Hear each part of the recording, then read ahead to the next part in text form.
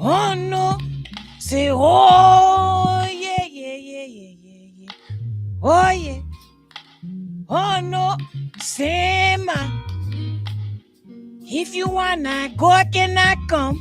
Say, if you wanna sure can I jump?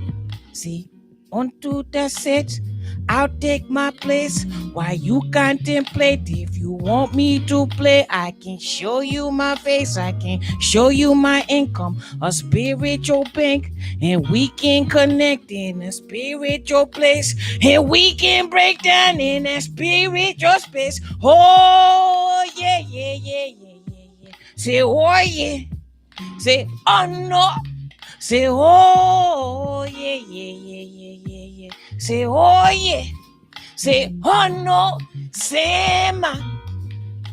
If you think you're lonely now, if you think you want to lay down, see, we can turn the spaces around. Girl, cause your face is missing a crown. See, you so royal. See, I'll treat you so loyal, yeah. See, I'll give you my honesty. See, I'm giving you all of me. See, just say it, I'll set you free. See, just set it to set us free. See, into the ocean, yeah. See, I'll give you that motion. See, see, let's go. See, let's go. See, let's go. See. Now break it down like Samaya, yeah, yeah. Samaya, yeah, yeah. Samaya, yeah, yeah. Samaya, oh yeah. Samaya, yeah, yeah. Samaya, oh yeah. Samaya,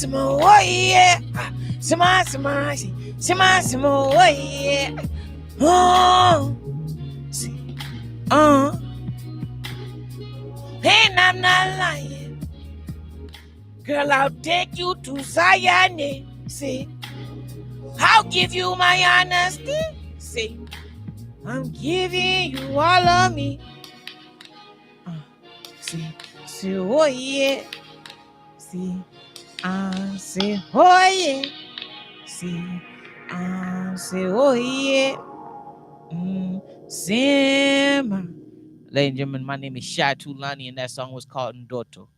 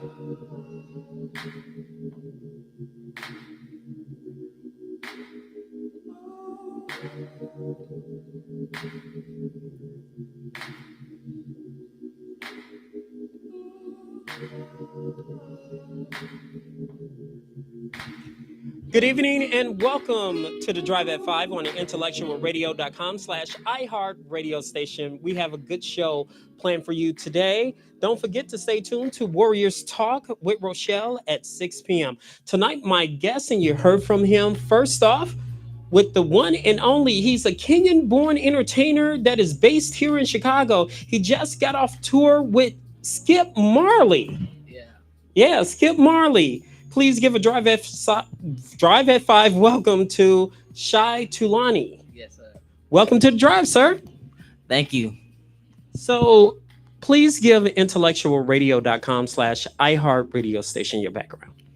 Oh yeah, man, you pretty much said it all. I'm originally born in Kenya, raised in Chicago. Just been doing music. I started professionally at 19. I'm 28 now. So I mean, I was doing music before that, but as a profession, I started at 19. And just came from back from Arizona from doing a show with Skip Marley, who is the grandson of Bob Marley, as you guys already know. Yeah, which was really amazing because Bob Marley is my number one inspiration in music. Period. So that was a really cool experience. So you're a Kenyan born musical artist. What was the inspiration for you to start in the music business? Wow. I think it's just I just loved music. Period. I think that when I was 8 years old, I came across a tape. And I was going through my music, my father's cassette tapes, and came across a song. I mean, a tape.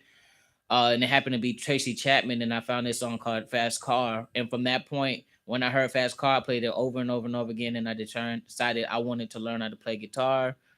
And after a year of bugging my parents, they put me up for guitar classes. And then one day we were in a Borders bookstore, and I came across a DVD with this real interesting looking guy with long hair. And happened to be a Bob Marley documentary. And when I watched the documentary, so Tracy Chapman made me fall in love with music. Bob Marley made me want to become something, to stand for something strong and use music as a tool to get that message across. So yeah, that's kind of how that got into it. The music business aspect for it, the passion built up over time. And when I was 19, when I graduated high school, well, 18 when I graduated high school and I started college, and I started like doing the school thing, I kind of realized that I just didn't want to sit in the office, doing work. There's nothing wrong with that kind of work, but I knew that I wanted to do something that I was really passionate about with my life. And music was it. And that's when the talk of music business, the getting into the actual business as a profession, got into it. And so the next year, 19, I left school. I ended up, doing the 2 years in college. So I got something out of it, but I left school and I started doing music full time from that point. And the business aspect has been a good journey because it's been a learning aspect, and it's not all of it is fun. The music business aspect, the music itself is always a good time. Yeah, Good time? the music itself is a good time. The music business, it can be a great time, and sometimes it's not. Not all of it is always pretty. Because it's business. That's the name of the game. Business is business. So sometimes it's fun, and sometimes it's not. But don't you hate when it's like business is business?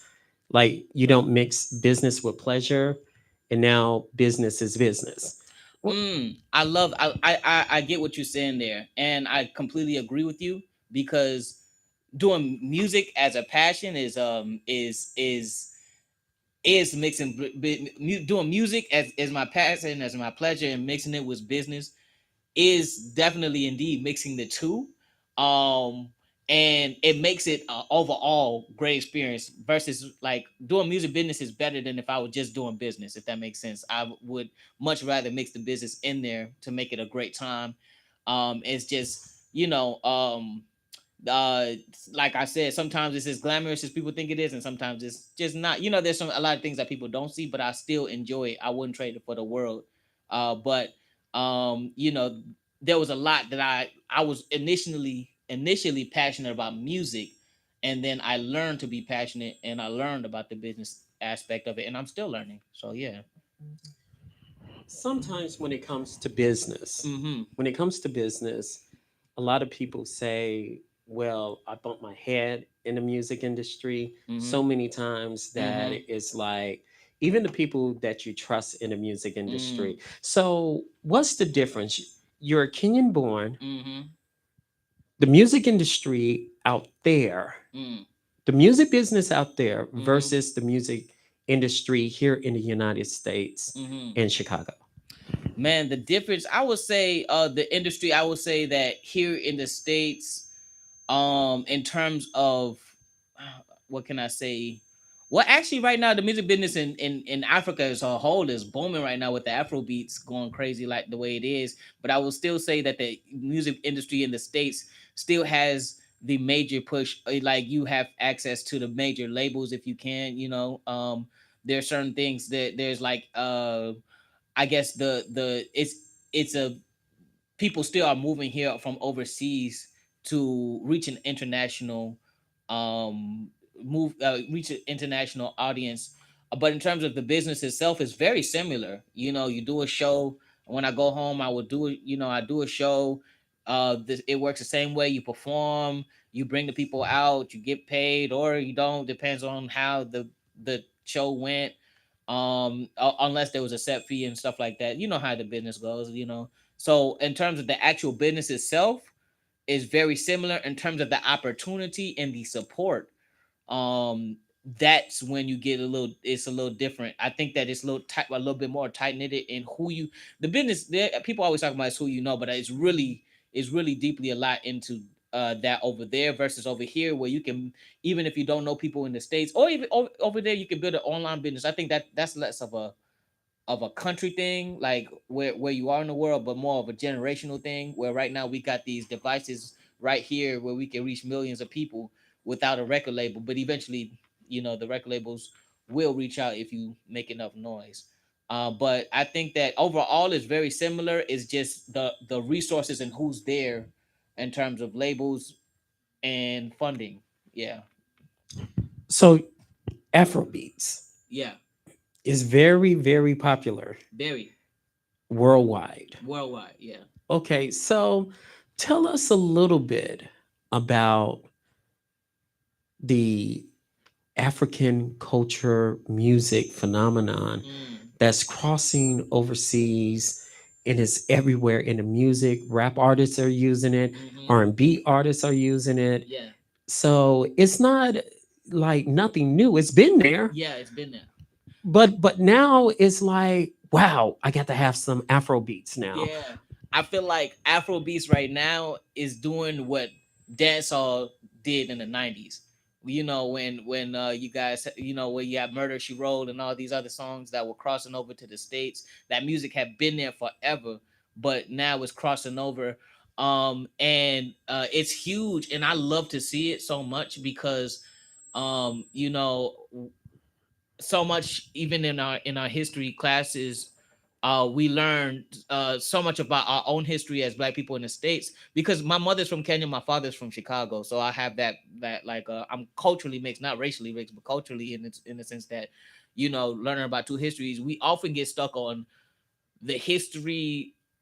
We get stuck on like slavery when we got here, but really I think that Afrobeats gets us gives us an opportunity to know who we are pre-colonial, before we were colonized in Africa and before we were brought over. And I think that it's really good to hear. I don't look at it as um Afrobeats crossing over, but I look at it as us crossing into Afro beats, if that makes sense. And it's really all one, and I love to hear rap artists on Afrobeat songs, because we've been listening to rap Afrobeats and playing Afrobeats since me and my family moved to the States in '98, so we was always listening to Afrobeats. But for it to be as big as it is now, and for it to be recognized here in the United States, and even making its way to its own genre in the Grammys is really exciting, and it's shed some light. And I just hope that it continues to grow that and be that way. Yeah, So let's talk about the Afro beats in your music yeah, and how your fans appreciate you mixing the two. yeah. I think that one thing, being Kenyan born but Chicago raised has been a huge influence. I think that it's helped me be able to mix it better, and because I'm kind of from both it helps me connect with the my audience in a different way than if I was too far on one side of, like, or on the other, kind of like being there in the middle, kind of like, I kind of feel like a bridge, but I'm not the bridge. I feel like the music is the bridge. And yeah, I think that they really enjoy it. They can listen to it in a way that they relate to it, and they always, I think that my supporters always say that my music sounds very different from what they've heard before, because it's not necessarily exactly like what you hear blowing up in Afro beats. And it's not necessarily what you hear here in the States, but it's a fusion of the two. And both places have made me up to who I am to be, So you definitely hear that in my music, and they hear it too, and they appreciate it. So you just got off tour with Skip Marley. Yeah. What's it like going on tour with one of the most respected musicians, singer, talented family, the Marley family? And it just seems like, man, when you on tour with the Marleys or Mhm. someone incorporated with so much history in the Mhm. reggae industry and the African culture, and you're like, man, I'm on tour with one of the Marleys. How does that feel? Man, it's an honor, to be honest, to be part of the tour. I wasn't in the whole tour, but I was part of it. And it was definitely an honor, because that's a very strong legacy right there, that they have going on. That music is so powerful, and it preaches unity, and I think that that's one of the main things that drew me to the Marleys, and Bob Marley period, was just unity, as in we're one. um you get, and then also the Marley fans are very supportive. They're very supportive, they're very loving, and I definitely made a lot of new friends, and supporters while I was performing. So it was really good. And it just, like I said, it feels really, I'm proud. I think that this is a moment, and I'm a very humble person. That was a moment where I felt proud of myself to have that dream, because I always felt like I was born in the wrong generation. Sometimes I always felt like Aren't we all? yeah. I always felt like I was like in the 70s somewhere. I should have been born in the 70s, or in the past life it was in the 70s, because They call you the old soul or something like that. yeah. But a lot of people call me an old soul, just because even the hat, even the way I dress is very like, I wouldn't say everything is 70s influence, but it's like an old soul kind of thing. Like I dress like I'm older than I am, even though my face look like a baby. But yeah, but that music, I think music in general of that time in the 70s was, that's probably my favorite era of music, decade of music, is the 70s, whether it's reggae or soul, or funk music, or Jimi Hendrix. I think that they were just on something, on another level at that time. Yeah. So No pun intended. you performed at the African Festival this year, Yeah. and of course, you had the crowd out there, like, man, grooving to your beats and Yeah. music and stuff like that, and also some dance moves that was very unique as well. So tell us about what's it like performing on the main stage and in front of a large crowd. Wow.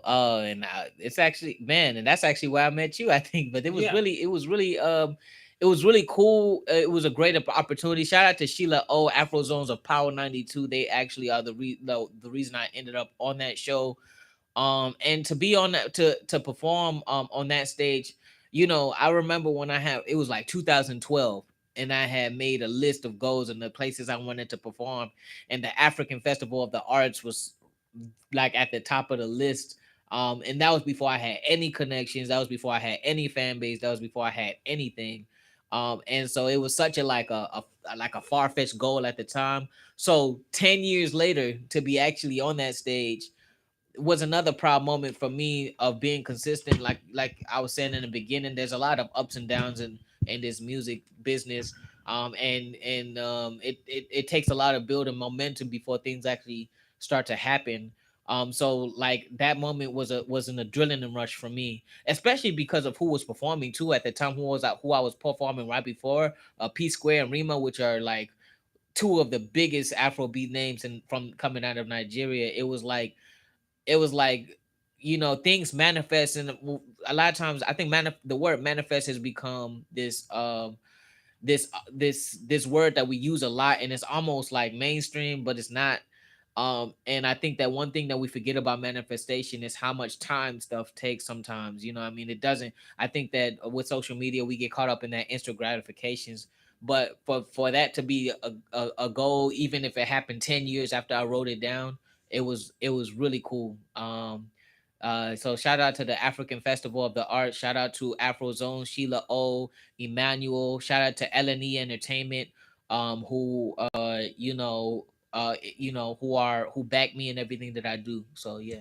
To be looped with Remy and the rest of the Afrobeat culture, how does that feel? Like, man, wow, I'm in a main stage. I'm Yeah. here. Yeah, like I said, it feels good to be especially in Chicago. I feel like to be finally recognized. And I tell you what though, too, and this is going back to the Marley thing. I was actually put in a real humble position because here in Chicago, people, I've been building here for a long time.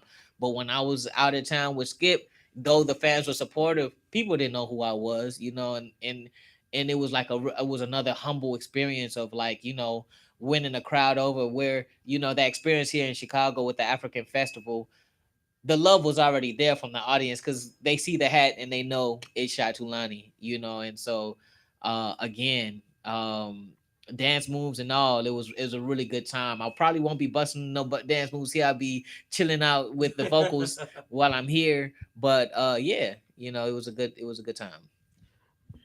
Tell us about the Shy Tulani fans. Yeah. You got like the Tulani deadheads out there. Yeah. Tell us about your fan base. Man, one thing about the fan base is that at least what I've been told is that you know uh they look all different kinds of ways. I mean, I'll be first and foremost, my intended audience is my community, the people of African descent or Africans. My beliefs are Pan-African, so me truly, I know other people may not see it the same way, but I believe that if you are black, you are African. So my main audience is that first, but my fans and supporters, look, they come from all over, and look, and they have roots in all different parts of the world.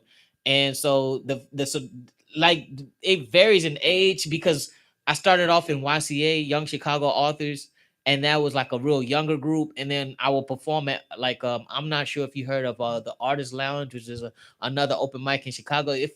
This space feels like the Artist Lounge. It feels like you would know Domiti or Authentic. I'm not sure if you know those people. Yes. Yes, yeah, you guys, like, I could tell, like, you get, people like you all will be my supporters as well too, because a lot of their supporters, that was an older audience, but they also like my music. So I think that anyone who just likes music that feels good, generally likes my music. I know that music is a subjective thing, and not everybody connects with it, because I've also met people who listen to my music and really, don't really get it, and that's okay too. But a lot of people get it, and they appreciate it for not sounding like anything that they've heard before, and I like that.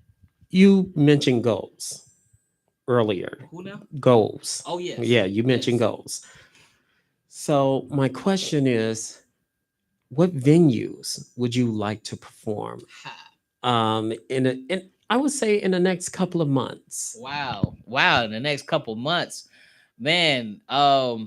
It's man, I think I would love to do a show at the United Center, something like that big, like arena big. I think that I would say in Chicago, I've almost touched every stage except for the United States Center. I've done Metro, I've done Double Do, I've done Sub T.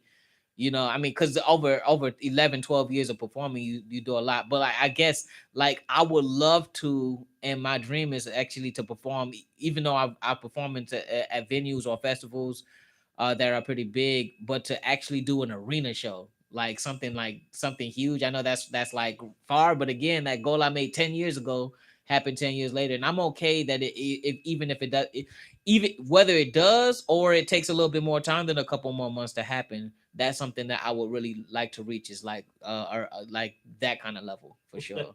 That, that's, yeah. So tell us about your album, and what was the inspiration for your album? Sonic Soul was an album that I wanted to capture, number one, um the spiritual aspect of music, because music is spiritual for me. And I'm careful with that. I'm careful with the fact that music is a spiritual thing.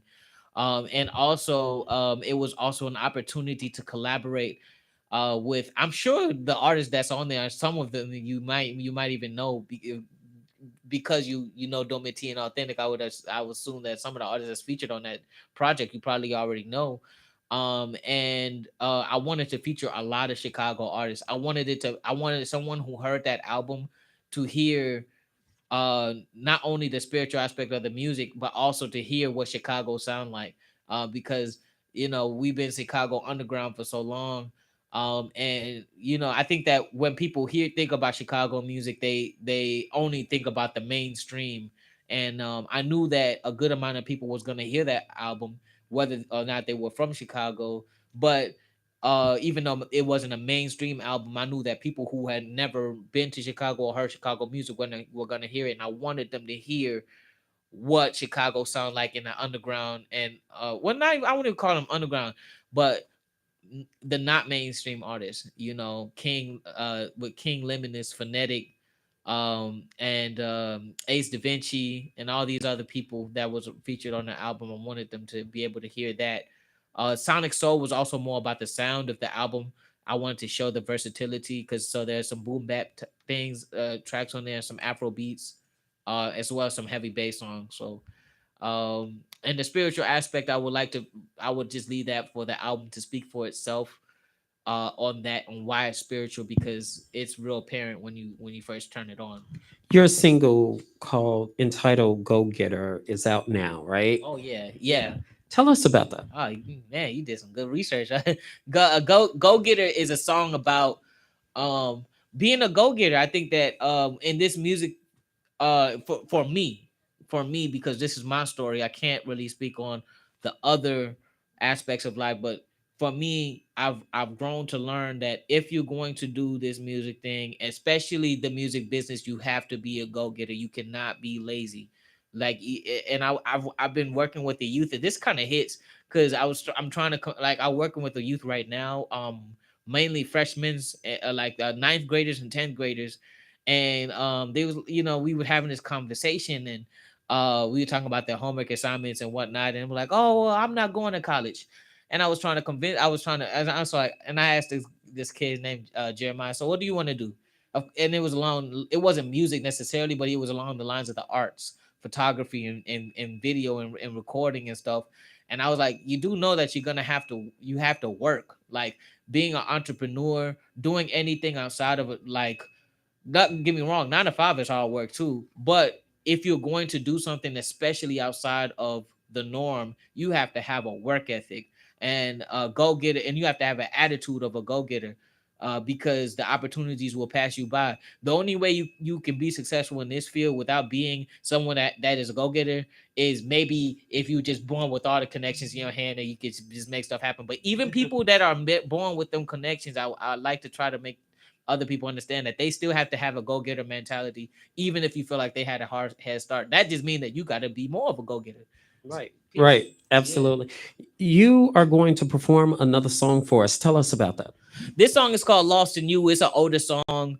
Both of these songs that I performed are probably 5 to 6 years old, but I like to perform them. And they are songs that are dear to me, because this song right here called Lost in You is, I guess it's somewhat kind of a love song, but it's more so a song, a gentle song, a gentle. It's a intimate song, and it's a gentle song also that affirms myself from within, but it also is a little bit romantic in some parts of it. Yeah. Okay. So please tell intellectualradio.com/iHeart radio station where they can get your music, get in contact with you, Yeah. stuff like that. Yeah, so you can get my music on all platforms, of course. Apple Music, Spotify. I think even on in some of the songs are actually even on iHeartRadio. And just anywhere you look, you can find me. You can contact me. All of my social media is at CHAI, like Chai T, CHAITULANI.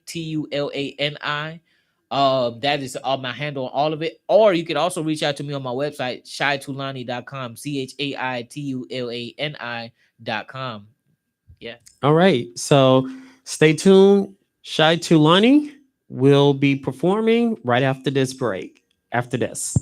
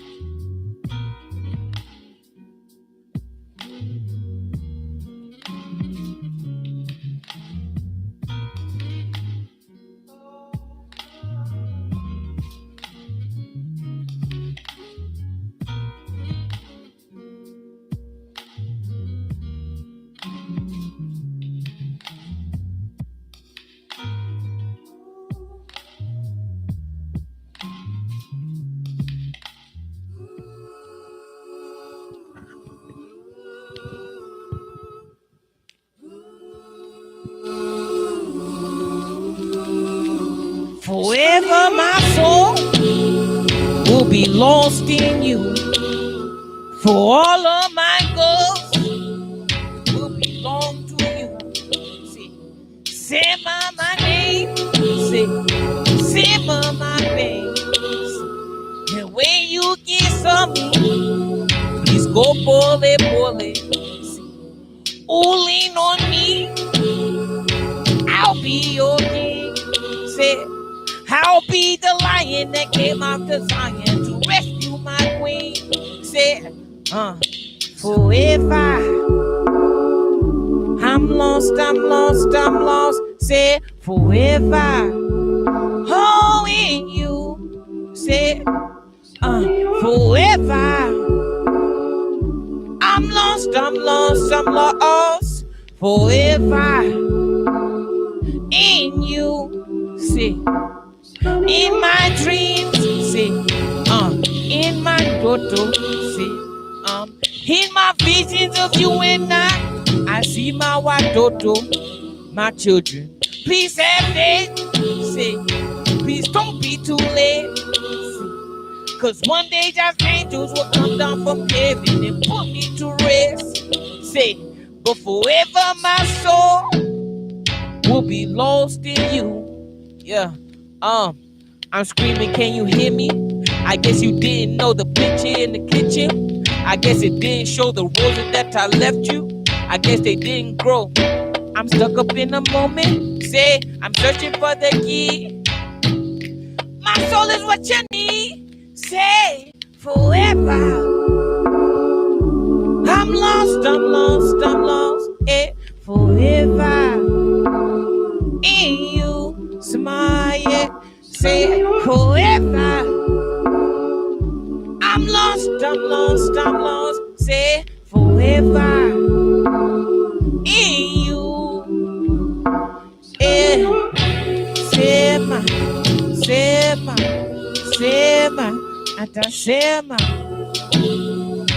and we go like this, get lost in me. 'Cause I'm lost in you, get lost in me. 'Cause I'm lost in you. One more time. Get lost in me. 'Cause I'm lost in you. Yeah. Get lost in me. 'Cause I'm lost in you. Get lost in me. 'Cause I'm lost in you, my child. Get lost in me. Yeah. 'Cause I'm lost in you. Sema. Ladies and gentlemen, my name is Shatulani, and that song was called Lost in You. God bless.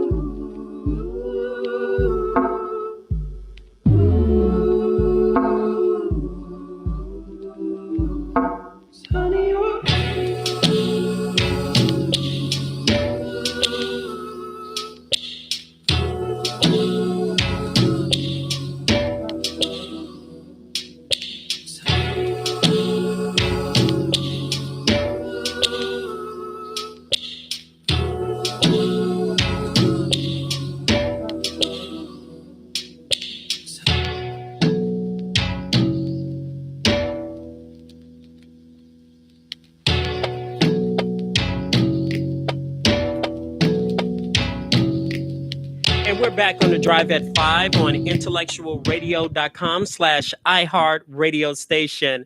My next guest is I guess, the most requested person ever, ever, right? Ever. Ever.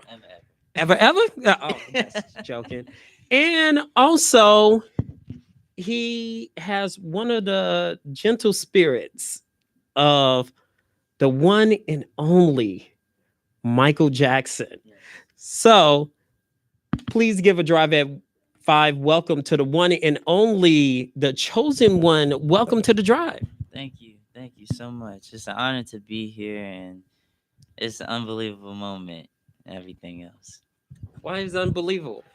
Because I always kind of dreamed of doing an interview in like a radio station. Like I have did interviews in the past, but they wasn't really in a radio station base. But to sit here and have an interview with you and enjoying this atmosphere is just really mind blowing to me. So Okay. yeah. So please give intellectualradio.com/iHeart radio station your background.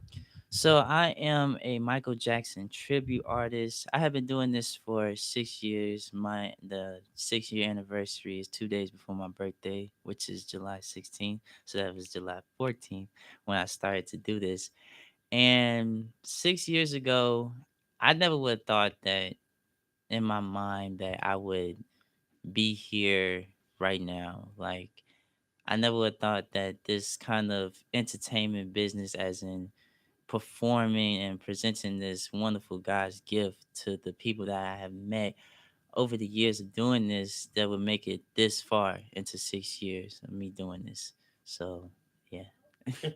So, what inspired you to impersonate Michael Jackson? What was the inspiration behind it?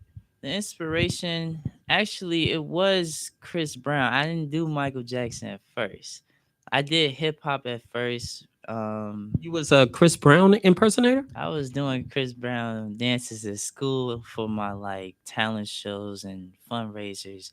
And when I started to learn other artists other than Chris Brown and the means of dancing, I stumbled upon Michael Jackson. So when I was little, I've seen Michael Jackson, but I wasn't really enthralled into him. But as time went on, as I got older, I started to really get into him more. So I started to learn him, like his basically everything, his persona, how he carried himself, how he talked, everything that you could possibly think of. And it was just mind blowing. And dancing, like, it was amazing.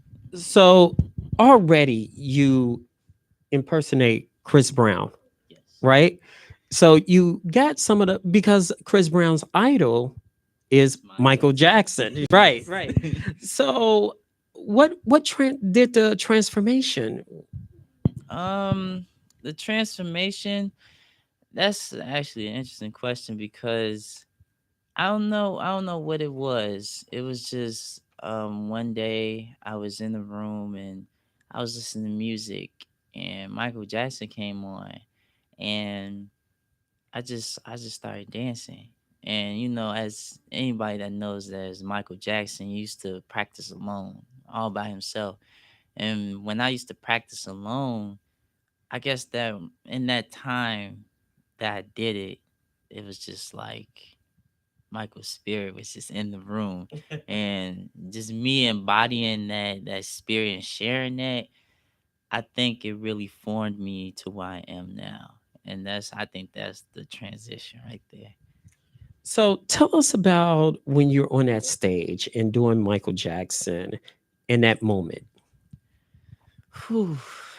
Walking on that stage is the most amazing thing a person can ever dream of as an entertainer, as a dancer, as a singer. No matter who you are and what you're doing, that stage is your home. And I understand that completely because you got your outside life and you got your stage life. And you separate your outside life from the stage life. But when you walk up on that stage, it's nothing but pure greatness. What I feel is when I step on that stage, I know that I'm going to give these wonderful, beautiful people a talent that they seen before, but within this generation, they're going to see it again.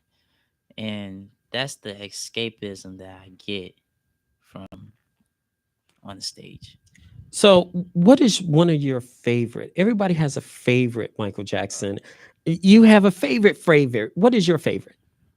Everybody's favorite is like either Thriller, Billie Jean, and Remember the Time. But my favorite is Blood on the Dance Floor. It's one of his underrated songs, but if you understand what that song is and you feel it, you'll get to understand why it is my favorite.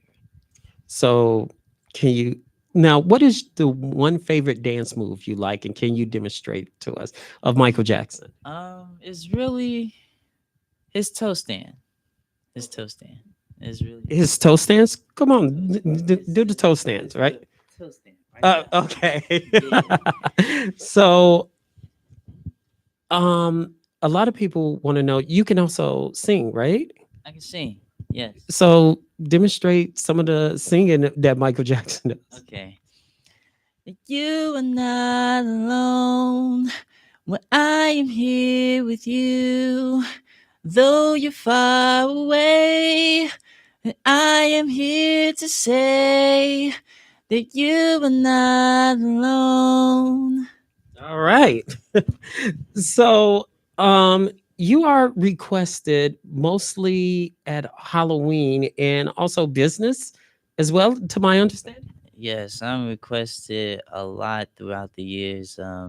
Booked so many times throughout the days and weekends multiply. Like I have had like 7, 8 shows in one weekend where I couldn't do all of them. I had to shorten down to like 3 or 4. Wow. And it becomes overwhelming, but it shows you, it really makes me proud to see how much people love you for what you do and how much progress I have made over the years to get to that point. Okay, cool. So when we come back on the drive at 5, oh, okay. They telling me no breaks. So come on, we just gonna do this and hand it to you, okay?